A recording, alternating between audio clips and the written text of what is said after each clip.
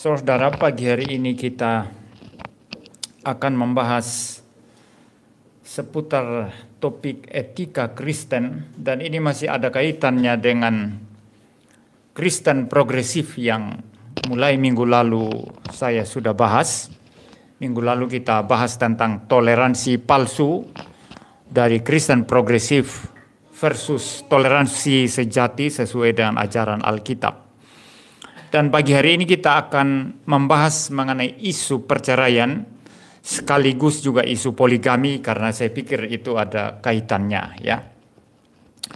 Jadi saudara, kalau saudara memperhatikan situasi kita saat ini, saudara, di era postmodernisme sekarang ini ada penggerusan, ya, ada pemudaran kebenaran. Apa yang dulu beberapa dekade yang lalu kita pegang teguh-teguh itu sebagai sesuatu yang sangat jelas di dalam etika atau di dalam pengajaran atau doktrin, sekarang dipudarkan. Saya waktu di Belanda, saudara, ada pembicaraan dari orang-orang Kristen mengenai perceraian. Mereka berkata begini, beda konteks sekarang. Kalau zaman dulu pendeta bilang, gereja bilang, tidak boleh cerai dalam bentuk apapun. Tidak ada alasan untuk bercerai. Tapi sekarang problem terlalu banyak dalam keluarga, katanya. Bagaimana kalau KDRT? Bagaimana kalau mereka ternyata saling memusuhi, saling berkelahi satu dan yang lainnya, saling membunuh? Lebih baik cerai, katanya saudara. Nah, ini namanya pemudaran kebenaran. Jadi apa yang dulu kita anggap itu dalam wilayah etika sesuatu yang sangat clear, sangat jelas, sekarang mereka itu pudarkan, ya, menggampangkan, ya. Jadi kalau zaman dahulu, saudara, khusus untuk sebagian besar orang reform, ya mungkin sebagian orang reform itu memegang apa yang Calvin percaya, kalau terjadi perzinahan itu perceraian diizinkan. Ya, itu yang dipegang oleh sebagian orang reform, walaupun sebagian lainnya lagi mengatakan tidak boleh bercerai dengan alasan apapun, termasuk perzinahan, ya. Tetapi saudara, sekarang ini semua alasan bisa dipakai untuk bercerai. KDRT misalnya, atau masalah mungkin ya macam-macam, ya, mungkin ekonomi, ya, sehingga menimbulkan kekacauan di dalam keluarga atau apapun itu, saudara. Nah, karena itu saudara, kita perlu membahas sesuai dengan apa yang dikatakan di dalam Alkitab, khususnya di dalam teks Alkitab yang kita sudah baca tadi, saudara. Karena kalau tidak, lama-kelamaan warna kekristenan itu menjadi luntur dan menjadi sama saja dengan dunia ini. Orang di luar sana bebas sekali kawin cerai. Ya, pokoknya tidak punya keturunan, cerai. Masalah ekonomi, cerai, begitu, ya. Tidak cocok, cerai. Ini hubungan yang toksik, itu istilah sekarang, ya, toksik, ya. Hubungan yang, ya, toksik itu kan racun, ya. Hubungan yang tidak baik. Daripada bertengkar terus, daripada berkelahi terus, lebih baik cerai. Jadi banyak alasan yang bisa dipakai untuk cerai. Ini adalah sesuatu pemudaran, atau boleh saya katakan dengan bahasa yang lebih tegas, pemberontakan terhadap ketetapan Tuhan Allah, terhadap hukum, aturan moral daripada Tuhan Allah. Bukan hanya dalam wilayah etika, wilayah doktrin sama. Siapa yang bilang Tritunggal itu? Itu kan Tertullianus itu. Itu kan Athanasius itu, Agustinus. Alkitab tidak bilang Tritunggal, Alkitab tidak bilang ada Allah Bapa, Allah Anak, Allah Roh Kudus. Yang Alkitab bilang itu ada satu Allah. Ya Yesus. Yesus itu ya Bapa, Yesus itu ya Roh Kudus. Ada lagi orang lain bilang, saya tidak percaya Tritunggal, Yesus itu manusia yang diangkat jadi Allah. Yesus adalah manusia saja yang diangkat jadi Tuhan. Itu Erastus Sabdono. Jadi saudara, doktrin dikaburkan, dipudarkan. Etika dipudarkan. Dan dalam khotbah ini saudara, berturut-turut kita akan membahas mengenai etika Kristen ya, dalam kaitannya dan bahaya kekristenan progresif. Ya, jadi saudara, ini kondisi kita sekarang ini. Jadi gereja-gereja di Belanda itu saudara, itu mereka mempunyai beberapa alasan untuk boleh mengizinkan orang bercerai. Dan ini sangat berbahaya. Lama-lama nanti pernikahan dianggap seperti main kelereng saudara. Waktu kecil kan main neker ya, main kelereng. Ayo main kelereng yuk. Ya main begitu mama atau papanya panggil, ayo pulang, ayo buyar begitu, ayo pulang. Jadi habis selesai main keneker, ya sudah selesai. Jadi pernikahan seperti itu saudara, dianggap seperti main kelereng aja, seperti main-main. Tetapi iman Kristen tidak demikian. Pernikahan itu adalah sesuatu yang sakral. Dan dalam teks Alkitab yang kita bahas tadi, yang sudah dibacakan tadi, jawaban Tuhan Yesus sangat tegas ketika orang-orang Farisi mencobai dia, menjebak dia. Apa boleh menceraikan istri? Yesus jelas berkata di sana tidak boleh. Lalu mereka berkata, mengapa Musa memberi surat cerai? Yesus berkata, karena ketegaran hatimu, karena dosamu maka Musa memberi surat cerai. Jadi tidak ada alasan teologis untuk mengizinkan perceraian kecuali satu. Nanti di dalam ayatnya yang ke-9, Tuhan Yesus mengatakan memberikan satu kondisi kecuali karena zina. Itu saya akan menjelaskan nanti saudara. Karena ini juga menimbulkan kontroversi ya. Ada yang berkata tidak boleh sama sekali dengan alasan apapun termasuk zina ya. Tapi saya akan memberikan penjelasan yang komprehensif ya, walaupun secara ringkas. Jadi kondisi kita sekarang ini saudara di era postmodernisme, di era orang memudarkan moralitas, memudarkan kebenaran. Semua itu boleh-boleh aja. Yang penting standar mereka itu kamu suka apa enggak? Kamu senang apa enggak? Kalau kamu lakukan itu, kamu dapat manfaat enggak? Ini namanya utilitarianism, etika utilitarianism, berdasarkan tujuan. Kalau tujuannya itu menguntungkan kamu, membuat kamu lebih baik, lakukan itu. Walaupun caranya salah, caranya berdosa. Tapi etika Kristen itu adalah etika yang sangat menegaskan cara. Cara harus benar. Tujuan tidak tercapai enggak masalah. Yang penting caranya benar. Kamu mau nikah. Nikah, berdoa. Tapi yang didoakan itu dari pihak agama lain. Yang mustahil dia akan menjadi Kristen.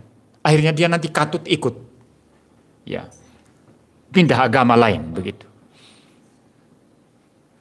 Lalu kemudian alasannya, oh saya tidak apa-apa, sementara nanti saya indekos di sana, nanti saya tarik dia omong kosong itu ya. Saya tarik dia, nanti tarik gimana? Anda sudah, ya, kalau dia masuk Islam sudah ucapkan 2 kalimat syahadat, Anda sudah diajak ikut, ya seluruh kegiatan agama gitu ya, mau tarik gimana? Ya, betul ya, dia mau tarik gimana?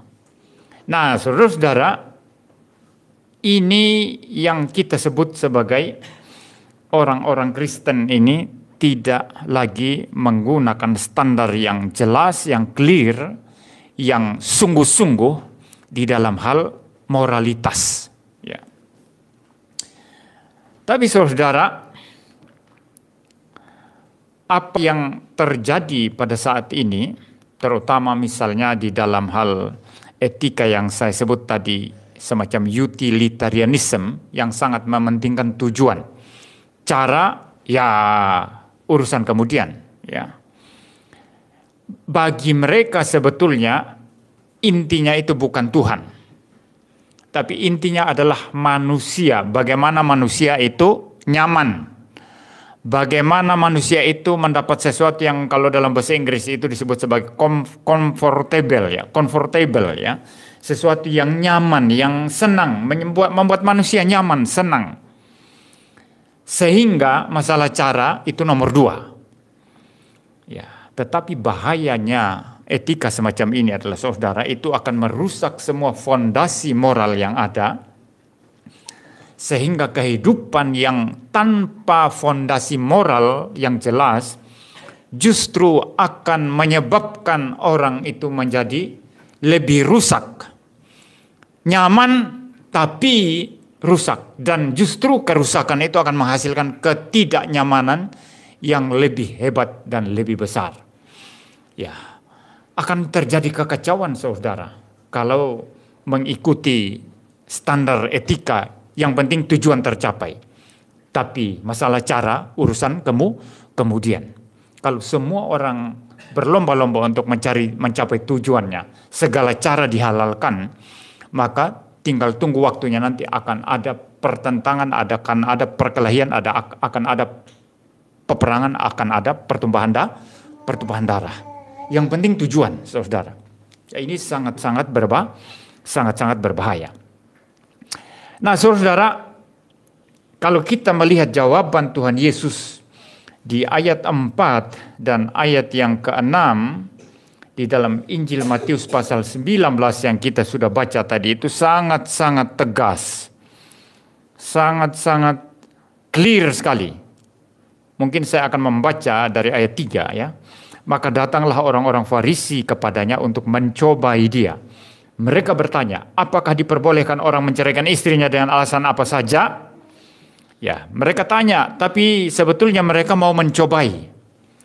Ya, mereka ingin menjatuhkan Tuhan Yesus. Karena orang Farisi ini biar bagaimanapun tahu. Di dalam kitab Kejadian itu yang menikah itu satu laki-laki, satu perempuan. Lalu apa yang dipersatukan oleh Allah tidak bisa diceraikan oleh manusia. Jelas ya.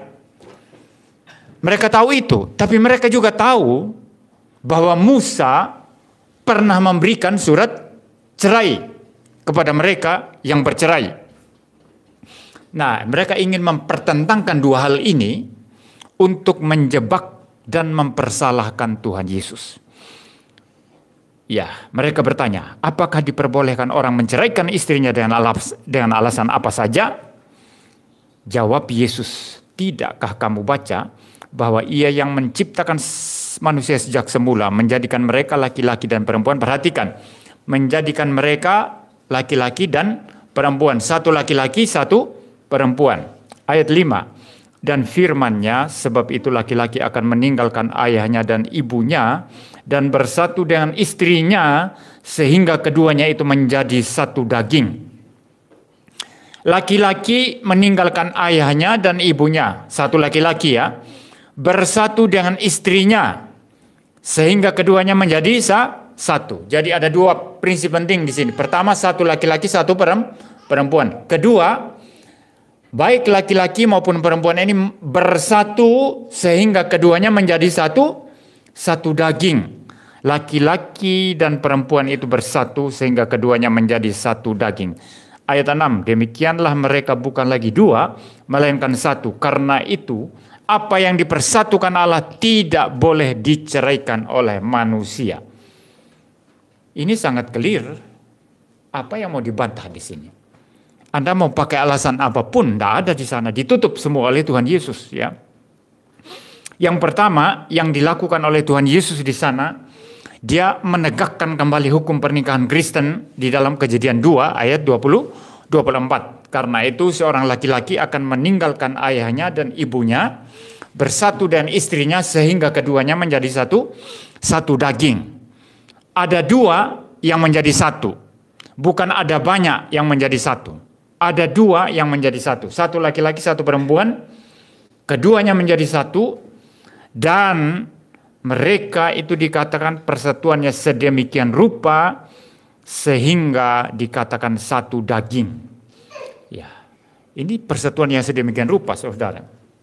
Saya reparasi gitar saudara berkali-kali. Ya, itu pakai lem ya. Ketika lem itu sudah melekat ya, itu mau dibongkar ya. Karena kalau mau reparasi kan bongkar lagi ya. Ketika lemnya itu sudah lekat saudara, dibongkar itu robek, itu pecah itu kayu itu. Membongkar sesuatu yang sudah bersatu itu akan menimbulkan sesuatu pecah ya, sesuatu yang perpecahan ya, sesuatu yang robek, sesuatu yang rusak. Ya demikian juga pernikahan ketika itu diceraikan, saudara, itu akan menimbulkan sesuatu retakan yang tidak mungkin bisa diperbaiki, saudara. Sulit diperbaiki. Seperti kertas ini, saudara. Ini kertas ini kalau saya robek, saudara, saudara sambung kembali dengan lem, bisa kan? Atau saudara sambung kembali dengan apa namanya itu? Isolasi, ya apa? Ya, bisa. Ya, lakban, ya begitu. Bisa. Tapi tidak seperti semula. Sudah berbeda, saudara. Jadi apa yang dipersatukan oleh Tuhan tidak bisa dipersatukan oleh tidak bisa diceraikan oleh manusia, ya. Jadi sangat clear, sangat jelas Tuhan Yesus menegakkan hukum pernikahan Kristen di dalam Kejadian 2 ayat 24. Jadi yang pertama, apa yang satu tidak bisa yang dua jadi satu. Kedua, apa yang dipersatukan Allah yang dua jadi satu tadi tidak bisa diceraikan manusia. Ini ditegaskan oleh Tuhan Yesus.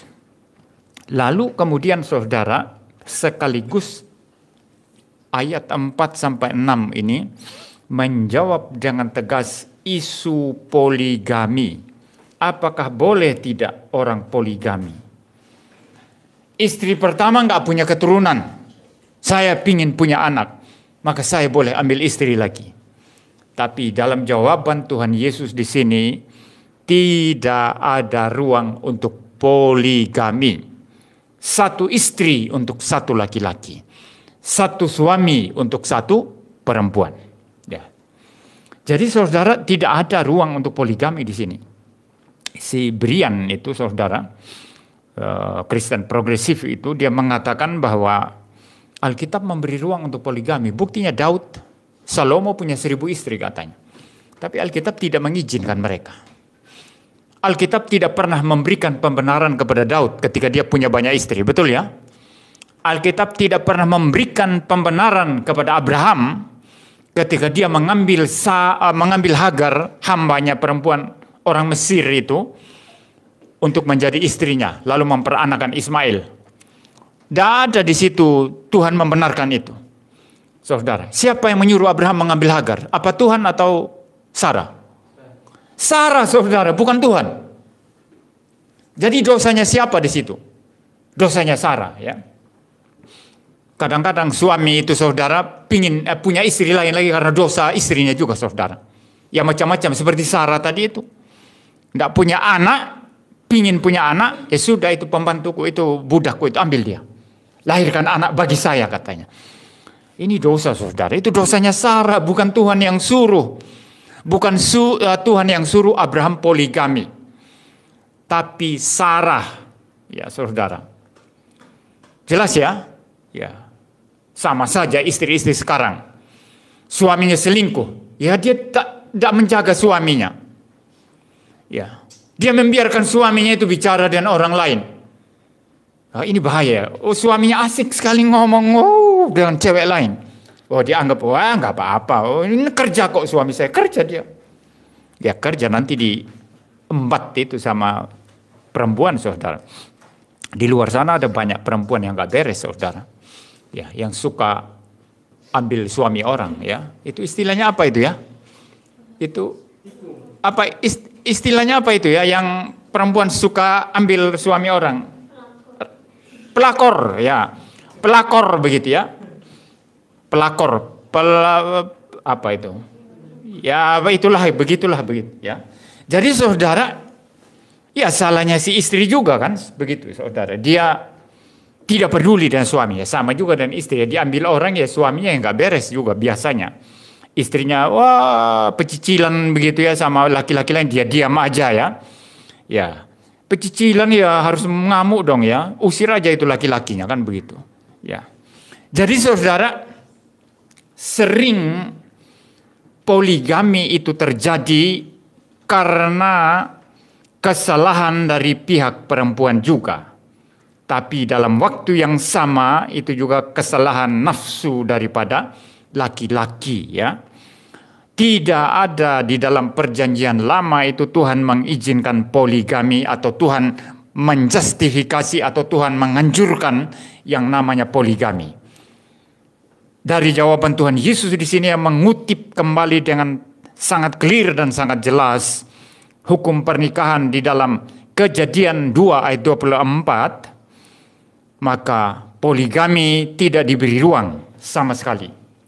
Maka kalau ada orang Kristen poligami, dia adalah orang Kristen pemberontak. Ya. Ada orang-orang kaya, saudara, mereka punya istri simpanan. Itu poligami juga, saudara. Punya istri sah, tapi ada simpanan. Taruh di perumahan apa begitu, dibelikan rumah, setiap bulan dikasih uang, belanja. Perempuan gak beres itu juga mau-mau saja, ya. Lalu dipelihara, jadi simpanannya. Ini namanya poligami juga, saudara. Sama. Ya. Kalau ada di gereja kita ya, out dari gereja ya. Kecuali dia bertobat, baru boleh. Ya. Tidak boleh ya, ada di dalam gereja, terlibat dalam pelayanan. Ya. Lalu dengan cara yang tidak benar mengambil bagian dalam sakramen perjamuan kudus, tapi di luar sana karena dia kaya, punya simpanan, punya istri lain di samping istri sah. Alkitab sama sekali tidak memberikan ruang untuk poligami, baik perjanjian lama maupun perjanjian baru. Lalu mengapa, saudara, di dalam perjanjian lama seolah-olah Alkitab diam? Tuhan diam ketika Abraham punya istri lain selain Sarah. Daud punya banyak istri. Salomo apalagi 1000 istri. Kenapa Alkitab diam? John Murray, seorang teolog dari Amerika, teolog reform, dia mengatakan bahwa karena Alkitab itu atau firman Tuhan itu lebih berfokus untuk dosa-dosa yang lebih keras dan lebih kasar, lebih kejam, seperti pembunuhan, seperti penindasan, perampasan hak-hak orang miskin, perzinahan yang sedemikian rupa. Misalnya di kuil-kuil kafir itu ada pesta-pesta tidak benar di sana secara seksual, saudara. Nah, Alkitab lebih berfokus kepada dosa yang sangat kasar seperti ini, sehingga seolah-olah Alkitab diam, Alkitab Perjanjian Lama diam terhadap poligami. Tetapi pada dasarnya Alkitab menentang poligami. Tidak ada itu poligami dalam Alkitab. Itu mu'alaf itu saudara yang suka menyerang iman Kristen. Mereka berkata, Yesus puasa, orang Kristen kok tidak puasa. Tapi itu salah ya, karena puasanya Yesus tidak sama dengan puasanya orang Islam. Puasanya orang Islam kan setahun sekali, 1 bulan ya, bulan Ramadan kan. Sedangkan puasanya Tuhan Yesus kan, kita tahu itu berpuasa 40 hari 40 malam sebelum dicobai oleh iblis. Jadi puasanya Islam dan puasanya Tuhan Yesus tidak sama. Tapi mereka menyamakan saja. Mereka memang kan mau menyerang iman Kristen. Ya. Kenapa orang Kristen tidak puasa katanya? Padahal orang Kristen tertentu itu ada juga yang berpuasa kalau bergumul untuk hal tertentu kan. Ya. Lalu kemudian Yesus disunat pada umur 8 hari. Orang Kristen kok nggak disunat katanya. Dia tidak tahu kalau orang Kristen di Jawa ini sunat semua ya, saudara. Ya. Orang Kristen di tempat-tempat tertentu sunat semua ya. Ya, di luar pulau juga kan sunat ya. Tapi di tempat-tempat tertentu nggak sunat, saudara. Karena bagi orang Kristen itu sunat atau tidak sunat itu tidak penting. Ya. Itu tidak penting bagi orang Kristen ya. Tapi mereka menyerang orang Kristen dan mengatakan, kenapa orang Kristen tidak sunat padahal Yesus sunat? Salah kamu orang Kristen. Itu mualaf yang suka serang Kristen. Lalu mereka bilang lagi, Daud poligami, Salomo punya 1000 istri, Abraham punya istri 2. Kamu orang Kristen kok tidak punya 2 istri? Kamu kok tidak poligami begitu? Kamu tidak sama dengan apa yang diajarkan Alkitab. Nah, ini adalah orang-orang yang tidak mengerti kebenaran Alkitab, yang tidak memahami Alkitab dan menggunakan ketidakpahaman mereka untuk menyerang iman Kristen, saudara. Kalau Anda teliti di dalam Perjanjian Lama sama sekali Tuhan tidak mengizinkan, tidak menganjurkan, tidak memerintahkan poligami. Tapi itu sengaja didiamkan, Karena Alkitab lebih berfokus, Alkitab Perjanjian Lama lebih berfokus kepada dosa-dosa yang lebih kasar, yaitu membunuh. Saudara-saudara, orang-orang Kanaan yang Tuhan suruh orang Israel halau itu, mereka itu kejam sekali, saudara. Kalau membunuh itu kejam sekali. Sangat-sangat kejam. Mungkin kalau saya pakai istilah daripada, saya lupa namanya itu, saudara, seorang penyair. Mereka bukan sekedar membunuh karena mau membunuh. Tapi mereka sudah menjadikan pembunuhan itu sebagai semacam satu art, seni. Pernah diceritakan, saudara, waktu ada peperangan antara Serbia dan Bosnia atau apa begitu ya. Saya tidak tahu, saudara. Itu tentara Serbia atau tentara apa ya? Mengambil bayi seperti itu dari tangan ibunya. Lalu mereka ajak bayi itu senang-senang, ketawa-ketawa, mereka melucu sampai bayi itu senang setengah mati, ketawa-ketawa. Pada puncaknya bayi itu ketawa-ketawa, senang setengah mati, mereka lempar ke atas lalu ditadah dengan pedang. Bayi itu mati seketika. Ini kejamnya lebih hebat daripada langsung bunuh loh. Mereka menjadikan pembunuhan, kejahatan itu sebagai semacam seni yang memuaskan hasrat berdosa mereka. Nah, orang-orang Kanaan ini, saudara, bukan hanya dosa-dosa biasa begitu, tapi mereka mempunyai semacam, ya kalau saya pakai istilah art atau seni tadi, ketika mereka membunuh, mereka menyiksa orang-orang yang mereka bunuh itu dengan cara yang luar biasa kejamnya. Cara yang luar biasa kejamnya. Makanya Tuhan berkata, kamu masuk Kanaan, hai Israel, jangan mengikuti cara hidup orang Kanaan. Jangan mengikuti cara hidup mereka yang rusak. Sama kalau berzina, saudara. Kalau berzina mereka semacam art, mereka buat sejadi-jadinya itu, saudara, serusak-rusaknya. Dosa mereka sudah sangat-sangat memuncak dan Tuhan sudah muak. Itu sebabnya Tuhan memerintahkan Israel, basmi mereka, bunuh mereka habis. Ya. Jadi Alkitab berfokus kepada dosa yang lebih kasar dan kejam ini, sehingga seolah-olah diam terhadap poligami. Dengan demikian saya menjawab dengan sangat clear dan jelas, bukan saja perceraian yang dilarang Alkitab, tapi juga apa? Poligami. Kalau ada orang Kristen yang poligami, maka dia tidak berhak untuk mendapat pelayanan di dalam gereja. Kecuali dia bertobat, dia harus menceraikan istrinya yang tidak sah, menunjukkan pertobatan sejati, baru kemudian boleh datang. Dan istri yang diceraikan itu tentu dia harus bertanggung jawab, harus pelihara. Tapi engkau tidak menjalani hubungan dengan mereka sebagai istri. Ini sering terjadi di Sumba, saudara. Saya pernah ditanya, orang Sumba suka poligami loh, saudara. Tapi bukan orang Kristen, orang yang non-Kristen. Di Sumba itu, saudara, itu orang non-Kristen masih sekitar 30% lah ya. Agama asli di sana. Kalau di Jawa ini seperti Kejawen ya. Ada agama asli di sana namanya Marapu, dan orang-orang yang Marapu ini kalau mereka usaha-usaha begitu ya, lalu sukses, itu otaknya itu sudah pikir, saya mau menikah lagi. Jadi dia siapkan kuda, belis, siapkan emas ya begitu. Nanti pergi melamar ya. Dan dia dapat istri baru. Semakin kaya semakin banyak istrinya. Dia bisa tempel berapa istri.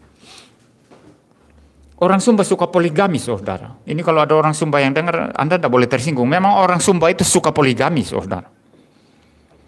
Ya, tempel istri berapa banyak begitu. Tapi bukan orang Kristen. Nah, mereka ini yang poligami ini, saudara, kemudian diberitakan Injil. Diberitakan Injil, mereka bertobat, lalu masuk. Nah, ada gereja yang tidak tegas, diterima, poligaminya juga diterima. Bagi saya ini salah. Maka ada pertanyaan seputar masalah etika ini terhadap saya pernah itu ya. Bagaimana ini Pak? Apakah istrinya yang kedua, ketiga, keberapa itu diceraikan atau bagaimana? Saya bilang, istri pertama itu yang sah. Ya, walaupun pernikahannya bukan Kristen ya, tapi di dalam pandangan Kristen, pernikahan secara adat atau pernikahan secara agama lain seperti Islam, Hindu, Buddha atau apa, itu sah semuanya. Jadi Anda tidak boleh mengganggu istri orang, walaupun dia menikah secara adat. Tapi dia sah. Paham ya? Jangan anggap, oh ini dia kan bukan menikah di gereja, bukan menikah Kristen loh. Jadi dia belum sah. Anggap saja dia masih pacaran, kita boleh ambil jadi istri kita. Itu salah saudara, tidak boleh. Jadi pernikahan yang dulu sah. Maka istri yang pertama itu saudara, itu yang sah jadi istrinya. Istri yang kedua, ketiga, keempat, kelima, keenam, keberapa, harus ceraikan. Tapi tentu dia harus bertanggung jawab memberi nafkah kepada mereka. Sampai salah satu atau semua di antara istri-istrinya yang sudah diceraikan itu yang tidak sah itu, boleh dapat suami lagi. Baru dia boleh bebas. Tapi anak-anaknya dia harus tetap tanggung jawab membiayai mereka sebagai anak-anaknya. Karena memang itu darah daging dia. Nah ini cara Kristen saudara. Tidak bisa dia poligami ada 5 istri. Lalu percaya Tuhan Yesus. Istri-istrinya juga percaya Tuhan Yesus. Lalu dibawa ke gereja semua. Lalu duduk paling depan. Istri pertama, kedua, ketiga, keempat, kelima. Anak-anaknya satu kampung masuk semua. Gereja sana, oh jemaatku banyak, hore persembahan banyak masuk. Apalagi ini orang kaya. Kalau saya ceraikan istrimu yang kedua, ketiga, keempat, kelima, keenam. Kalau tidak bisa dilayani di gereja. Ya, untuk menunjukkan bahwa engkau bertobat secara sejati, ceraikan yang bukan istrimu, yang tidak sah. Jadi saudara, poligami tidak ada ruang bagi Alkitab. Tidak ada ruang. Jelas ya. Kita lanjut mengenai perceraian sekarang. Ya, kita lanjut mengenai perceraian. Orang-orang Farisi ini saudara, di ayat ke-7, saya akan membaca ya. Kata mereka kepadanya, jika demikian, apakah sebabnya Musa memerintahkan untuk memberikan surat cerai jika orang menceraikan istrinya? Mereka sekarang mengatakan kepada Tuhan Yesus, Musa itu nabi. Ini saya sendiri ya, saya sengaja perbesar ya, ekspresinya ya. Jadi Musa ini nabi besar. Tidak ada nabi lebih besar daripada Musa. Nah, Musa memberi surat cerai, berarti Musa menyetujui perceraian. Jadi maksud mereka, kenapa Tuhan Yesus sendiri tidak menyetujui perceraian? Tapi Musa berkata, boleh cerai dengan cara memberi surat cerai. Lalu kembali, jawaban Tuhan Yesus di sini sangat-sangat tegas. Ayat 8, kata Yesus kepada mereka, karena ketegaran hatimu Musa mengizinkan kamu menceraikan istrimu. Tetapi sejak semula tidaklah demikian. Karena ketegaran hatimu, ternyata Musa memberikan surat cerai kepada mereka karena mereka keras hati. Bukan karena Tuhan menghendaki perceraian. Bukan karena firman Tuhan menghendaki perceraian, tapi karena mereka keras hati. Dalam istilah bahasa Yunani saudara, yang dipakai di sana adalah sklerokardian. Ya, kardia itu hati ya. Sklerokardian ya. Hardness of heart. Kekerasan hati. Keras hati. Kenapa keras hati? Tak ada pekerjaan Tuhan di sana, tak ada pekerjaan Roh Kudus. Hati mereka kayak batu. Saudara, orang kalau hatinya sudah kayak batu susah diubah. Susah. Ya. Kalau orang hatinya kayak batu untuk kebenaran, untuk sesuatu yang betul, ini bagus sekali. Banyak orang itu melempem, tidak sukses dalam melakukan apapun karena apa? Karena hatinya tidak keras, hatinya tidak kaku untuk mencapai tujuan. Ini orang yang lemah kemauan, lemah kehendak. Orang lemah kehendak, saudara, tidak akan sukses dalam apapun. Hanya orang yang berkehendak kuat itu yang boleh sukses. Maka orang reform ini jangan hanya doakan pikiran kami, Tuhan pikiran kami. Padahal reform aslinya itu mempercayai keunggulan kehendak di atas reason atau akal. Yang mempercayai reason, akal itu unggul di atas kehendak itu adalah orang rasionalisme, filsafat rasionalisme yang dimulai oleh René Descartes, filsuf Prancis.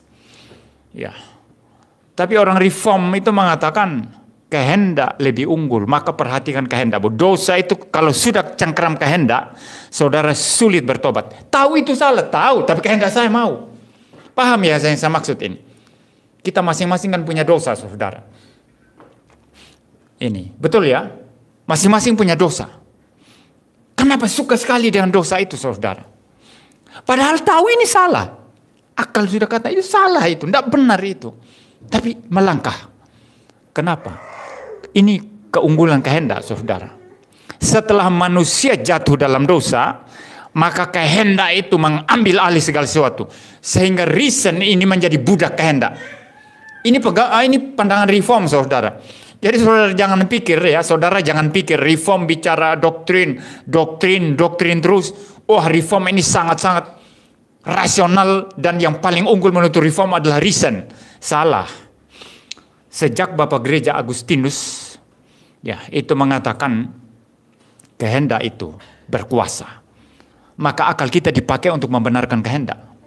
Maka orang itu kalau sudah salah, dia bikin 1000 alasan untuk membenarkan yang dia lakukan salah itu tadi, saudara. Merasionalisasi dosa.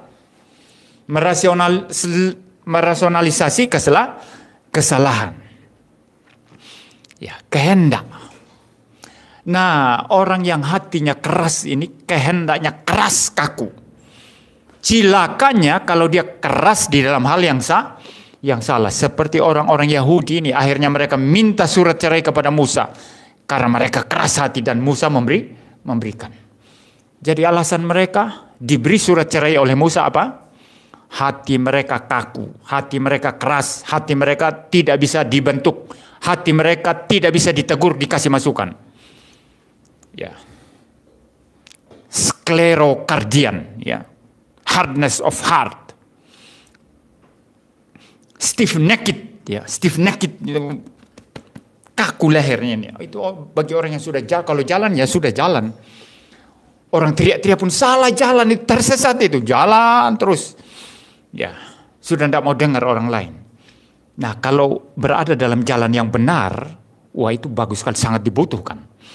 Karena banyak orang dikit-dikit dibujuk langsung membelok ya dari kebenaran, membelok dari pekerjaan yang suci. Tapi kalau keras hati untuk sesuatu yang salah, ini sangat berbahaya. Dan ini berarti bahwa apa? Terpaksa Musa memberi surat cerai karena mereka memberontak kepada Tuhan. Mereka tidak taat, hatinya keras. Tuhan Yesus tutup mulut orang Farisi. Kamu minta cerai? Musa memberi surat cerai karena kamu berdosa, keras hati. Jadi perceraian tidak diizinkan oleh Tuhan Yesus. Jelas ya saudara ya? Nah, tetapi kalau kita melangkah selanjutnya, muncul ayat yang menimbulkan kontroversi. Dan beberapa tahun yang lalu saya juga terlibat di dalam kontroversi ini saudara. Mengenai kecuali karena zina. Ayat 9. Tetapi aku berkata kepadamu, barang siapa menceraikan istrinya kecuali karena zina, lalu kawin dengan perempuan lain, ia berbuat zina. Di antara pendeta-pendeta reform sendiri juga ada perdebatan tentang hal ini. Tetapi pada umumnya pendeta reform, ya saya katakan yang ada di Indonesia ini, itu mengatakan Tuhan Yesus memberikan pengecualian di sini. Kalau zina, maka perceraian terjadi. Ya, tetapi sebagian kecil pendeta reform yang lain mengatakan sama sekali itu bukan izin untuk perceraian. Ya, saya tidak tahu posisi saudara di mana, dan ini bagi saya tidak penting untuk menjadikan kita sesat atau tidak sesat ya. Karena teolog reform pun itu terbelah menjadi dua. Calvin sendiri mengatakan bahwa kalau terjadi zina, maka memang perceraian terjadi. Ya, seperti itu. Ya, tapi sebagian yang lain lagi mengatakan tidak ada alasan apapun untuk bercerai. Nah, saya menjelaskan begini, saudara. Yang pertama-tama kalau saudara membaca ayat ini, tidak ada indikasi di sana Tuhan Yesus sedang menganjurkan perceraian. Itu pertama. Jadi Tuhan Yesus tidak sedang menganjurkan perceraian di situ. Ya, tapi justru Tuhan Yesus sedang menegaskan perceraian tidak boleh. Perhatikan ya. Saya membaca ulang ya ayat 9. Tetapi aku berkata kepadamu, barang siapa menceraikan istrinya. Saya lompati dulu kecuali karena zina ya. Nanti saya akan menjelaskan ini. Barang siapa menceraikan istrinya, lalu kawin dan perempuan lain, ia berbuat zina. Berarti tidak boleh ceraikan istri. Engkau ceraikan istrimu, kawin dan orang lain, kamu berzina. Kamu berbuat dosa.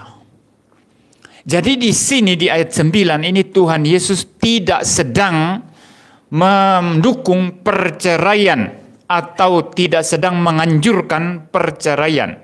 Karena kalau demikian dia inkonsisten dengan ayat-ayat sebelumnya yang kita sudah baca, di mana Tuhan Yesus mengutip hukum pernikahan dalam Perjanjian Lama.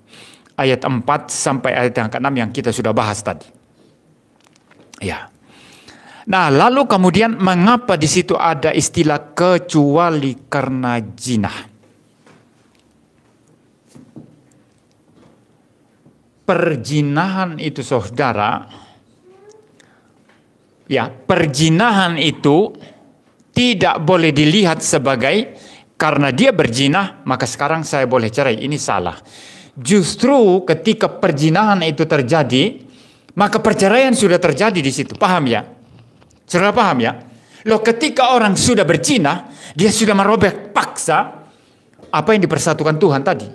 Ikatan pernikahan yang sudah dipersatukan Tuhan. Maka kapan perceraian terjadi? Sesudah zina lalu orang minta cerai, atau pada saat zina sudah terjadi perceraian? Pada saat zina sudah terjadi perceraian.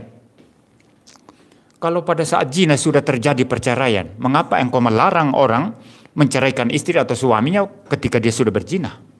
Kita tidak ada sesuatu kekuatan apapun untuk menahan orang. Paham maksud saya? Dia sudah menceraikan diri pada saat berzina. Suami berzina, dia sudah menceraikan diri dan istrinya pada saat dia berzina. Bukan tunggu nanti pengadilan ketok palu, itu urusan legalitas di mata pemerintahan dunia ini, di mata masyarakat. Tapi di hadapan Tuhan, ketika seseorang berzina, dia sudah bercerai. Dia sudah menceraikan diri. Itu sebab dalam Perjanjian Lama, keras sekali seseorang yang kedapatan berbuat zina, dia itu langsung dihukum mati. Orang yang berzina akan dihukum mati. Ya.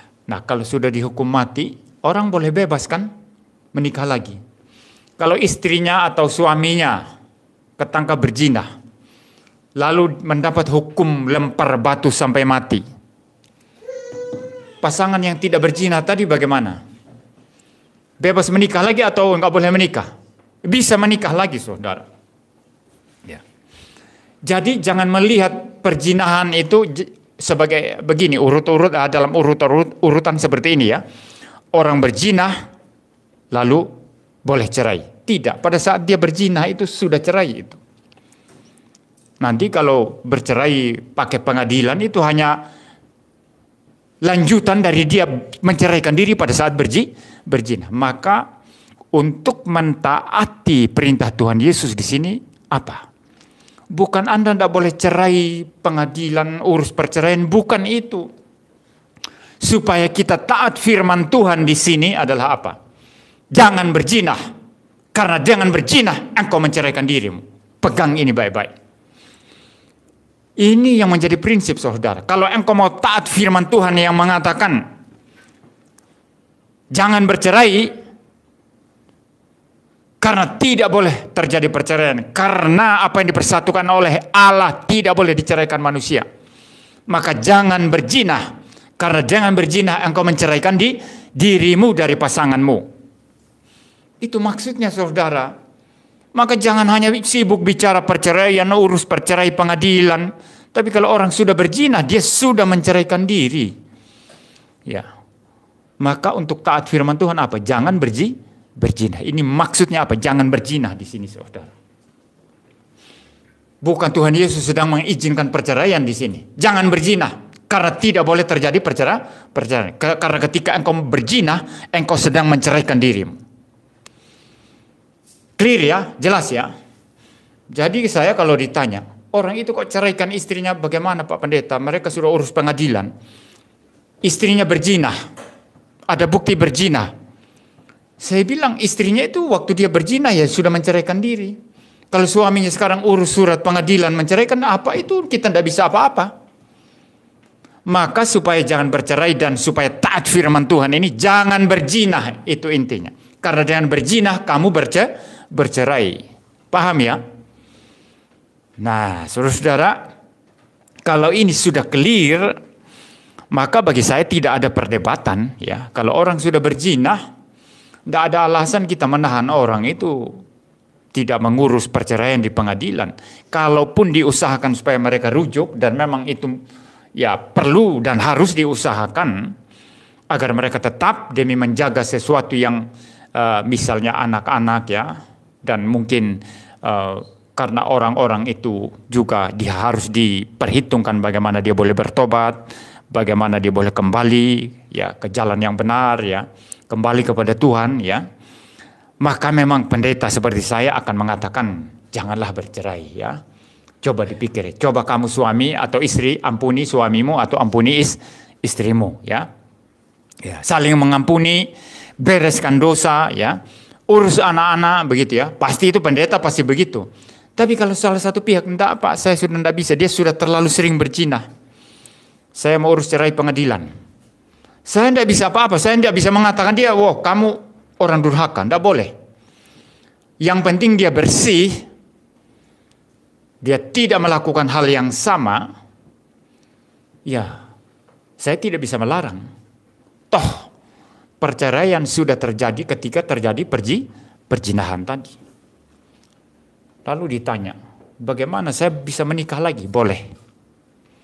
Ya, boleh menikah lagi. Karena, saudara, yang menceraikan diri yang berzina itu yang tidak dapat menikah lagi.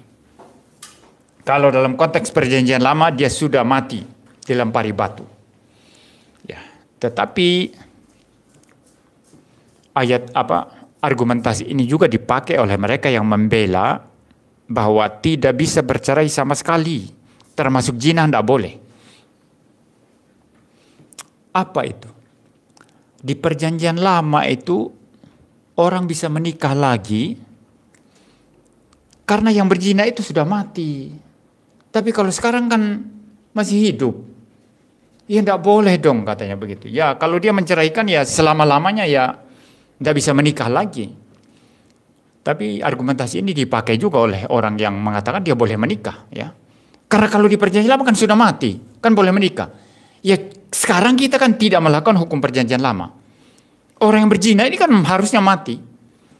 Ya, jadi sama saja kan begitu ya. Tapi ini masalah yang tidak hanya kita bisa bicara hitam putih. Dan bagi saya saudara, kalau terjadi sesuatu di dalam keluarga yang misalnya kasus perzinahan dan lain sebagainya, kalau bisa diselesaikan itu diupayakan pertama kali sampai semua jalan itu sudah buntu, maka sebagai seorang pendeta kita tidak bisa melarang seseorang menceraikan pihak yang berzina. Dan bagi saya pribadi, pandangan teologi saya sebagai seorang pendeta, saya juga tidak bisa melarang orang yang menceraikan orang yang berzina untuk mendapatkan hak-hak pelayanan di dalam gereja, termasuk di dalam hak sakramen. Karena bukan dia yang berzina, tapi pasangannya yang berzina. Ya, jadi ini clear ya posisi saya saudara. Jadi inti dari semua ini adalah perceraian tidak diperbolehkan. Dan karena itu jangan berzina supaya jangan bercerai. Nah, kita melangkah sekarang KDRT. Kalau berzina saja itu, ya, alasannya adalah orang yang berzina ini sudah merobek ikatan itu. Maka apa boleh buat, memang sudah bercerai. Bagaimana dengan KDRT? Bagaimana dengan kesulitan ekonomi? Pak Pendeta, suamiku ini nganggur. Aku yang capek-capek kerja, malas kalau punya suami seperti itu. Saya ceraikan aja Pak Pendeta. Ya, ini khusus suami ya. Tidak boleh dibalik loh saudara. Ini suami kurang ajar ya. Istri suruh kerja di luar, dia nganggur-nganggur, leyeh-leyeh di rumah ya. Atau bagi saya walaupun di rumah nggak leyeh-leyeh, dia mungkin ngosek WC, cuci pakaian, cuci piring, masak-masak. Tetapi itu naturnya tidak cocok loh. Tapi kalau istrinya leyeh-leyeh di rumah, yang penting mengerjakan pekerjaan rumah tangga, ya itu memang naturnya seperti itu, ya. Ya, tapi kalau laki-lakinya yang terbalik begitu, ya ini bahaya, saudara. Nah, kalau ada istri misalnya, saya mau ceraikan suami saya, karena dia nganggur saja itu, enggak cari kerja, hanya saya yang kerjain. Itu enggak boleh itu, saudara. Kalau mau kasih kata agak keras, rupamu, kenapa kamu menikah dulu? Masa karena suamimu nganggur, kamu mau cerai? Ya suruh dia kerja. Jadi kalau sudah menikah saudara, suamimu itu makananmu, minumanmu seumur hidup. Kamu susah atau tidak ya nangislah, merataplah. Keputusanmu dulu sudah menikah, ya sudah selesai. Kamu jalani itu seumur hidup sampai maut memisahkan. Paham ya? Ya bagi yang belum menikah ini pikir baik-baik. Ya. Jadi tidak bisa bercerai saudara. Alasan tidak ada keturunan, alasan ekonomi, alasan KDRT, tidak bisa. Kekerasan dalam rumah tangga. Loh kamu waktu pacaran dulu, kamu nggak buka mata ya. Kamu udah tahu kalau dia berangasan, suka mukul. Ya pada umumnya 80%, mungkin 70% ya, laki-laki KDRT, tapi 30% wanita KDRT juga saudara. Ya, ada wanita yang lebih kuat kan fisiknya. Oh ada saudara, jangan ketawa, ada. Ya, saya lihat di YouTube itu saudara, wanita-wanita itu fitness, itu ototnya merongkol-merongkol. Itu kalau saudara suaminya lemah secara fisik, dipukul satu kali jatuh nggak bangun-bangun itu. Ya. Tapi apapun itu yang namanya KDRT itu saudara, itu problem. Tetapi itu tidak dapat menjadi alasan perceraian. Ya, perceraian karena KDRT tidak dapat dibenarkan. Lalu bagaimana Pak Pendeta? Ini nanti kan dia bisa bunuh loh istrinya. Kalau nggak diceraikan bunuh istri dia nanti, atau dia bisa bunuh suaminya loh. Bahaya ini Pak Pendeta. Nah, maka saya berkata, alternatif yang bisa diambil adalah pisah tempat, bukan bercerai. Dia tetap istrinya, dia tetap suaminya, tapi tempatnya dipisah. Mereka berdua dibina. Terutama pelaku KDRT-nya dibina. Saudara, tidak bisa cerai. Bahkan sekalipun si pelaku KDRT ini dilaporkan ke polisi, lalu masuk penjara, tetap saja yang masuk penjara itu suaminya atau istrinya, dan tidak boleh bercerai dengan alasan KDRT. Ya tetap seumur hidup ya kamu, suamimu itulah, makan dan minumlah. Istrimu itulah, makan dan minumlah. Ya, nangislah. Karena pilihan kamu, keputusan kamu ketika kamu menikah, saudara. Ya, jadi alternatif yang bisa diambil, yang terbaik adalah pisah tempat, ya, supaya tidak terjadi penganiayaan yang mungkin sangat berbahaya. Nanti kalau sudah bertobat pihak yang KDRT itu boleh satu lagi, ya. Tapi kalau dia tidak tobat-tobat, ya tetap pisah, tidak apa-apa. Tapi dia tetap suamimu, dia tetap istrimu. Tidak boleh menikah dengan siapapun. Menikah berarti berzina. Pisah tapi tidak bisa menikah karena kamu tetap terikat sama suamimu atau istrimu. Paham ya kalau KDRT ya? Tapi kalau masalah ekonomi mau pisah itu sudah tidak masuk akal itu. Itu kalau saya pendeta itu agak keras lah itu ya. Ya kamu suruh suamimu kerja ya. Jangan diam-diam saja di rumah kan. Ya. Atau tidak punya keturunan ya. Itu mau dipersalahkan siapa? Ya, tidak bisa karena tidak punya keturunan lalu kemudian cerai lalu menikah lagi. Itu salah itu. Dalam iman Kristen itu tidak membenarkan. Jadi kalau begitu, perceraian satu-satunya terjadi karena ada perzinahan. Maka jangan berzina supaya jangan bercerai. Sangat clear, sangat jelas firman Tuhan ini saudara. Dan dengan demikian seluruh etika di era kita postmodernisme sekarang ini yang diobrak-abrik, yang diobok-obok, termasuk oleh Kristen progresif, tidak mendapat tempat. Dan kita harus tetap keras. Nah, kalau di sini kita harus pakai istilah tegar hati, sklerokardian, keras untuk kebenaran, tidak boleh goyah, itu cocok. Ya. Orang Kristen progresif berkata, cerai aja karena KDRT, cerai aja. Kita katakan tidak bisa cerai. Ya. Orang Kristen progresif berkata, jangan khotbahkan Yesus satu-satunya Tuhan dan Juru Selamat. Kita tetap keras hati, sklerokardian. Kami tetap khotbahkan Yesus satu-satunya Tuhan dan Juru Selamat.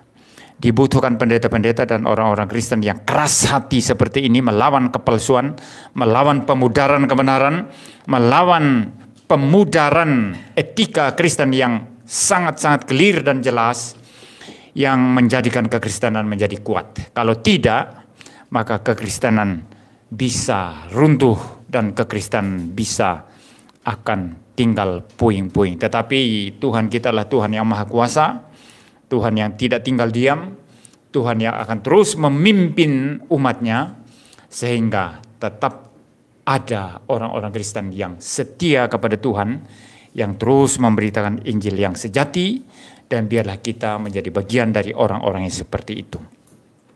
Injil yang sejati, doktrin yang beres, juga moral yang benar.